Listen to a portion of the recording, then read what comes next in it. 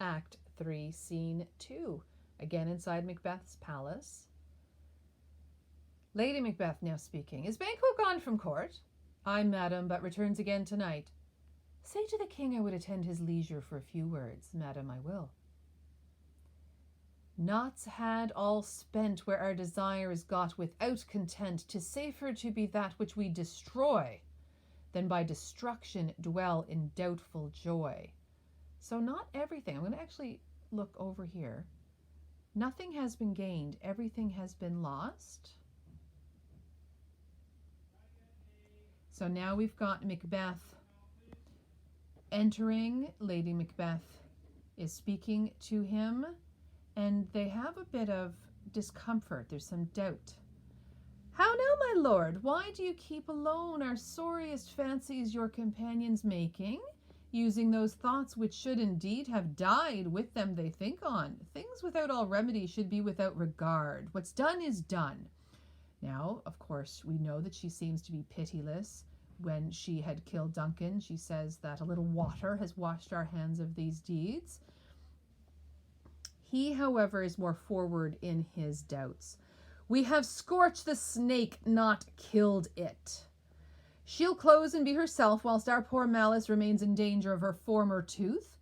But let the frame of things disjoint, both the worlds suffer, ere we will eat our meal in fear and sleep in the affliction of these terrible dreams that shake us nightly.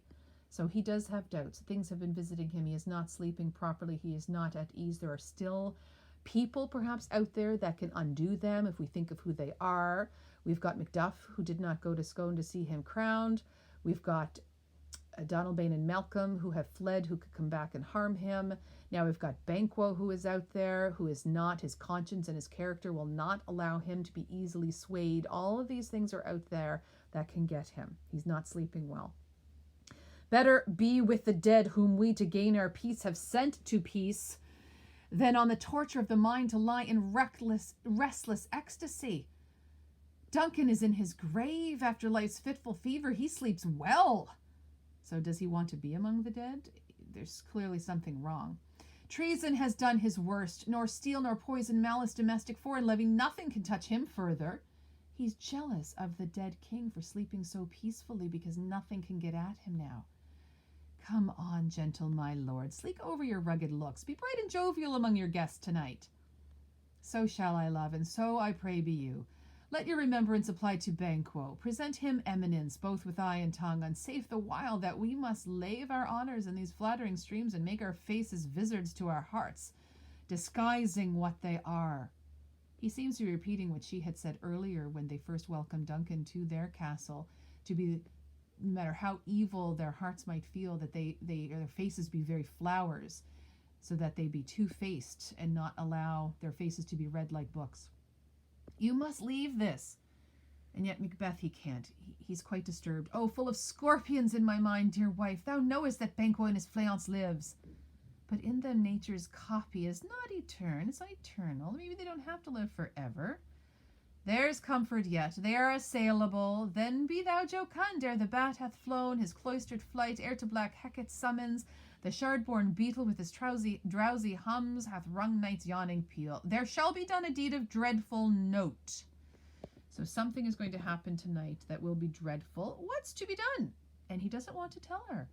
Be innocent of the knowledge, dearest Chuck, till thou applaud the deed. So he's not going to make her an accomplice right now. He still has his little pet names for her, dearest Chuck. That always made us laugh when even we were kids reading Macbeth, that someone would call them dearest Chuck. Probably no different than the French saying petit chou, little cabbage. He wants to keep her innocent of this, and yet look how he calls upon darkness again, upon night. Come, sealing night, scarf up the tender eye of pitiful day, and with thy bloody and invisible hand cancel and tear to pieces that great bond which keeps me pale. Light thickens and the crows make wing to the rooky wood. Good things of day begin to droop and drowse, whilst night's black agents to their praise do rouse. Thou marvellest at my words, but hold thee still. Things bad begun make strong themselves by ill. He's rhyming, just like the witches are rhyming, almost bringing upon that same spell, calling on night to hide his deeds, or the deeds that will be done. He desperately wants to be made hidden and innocent. And now he prays with her. to go with him.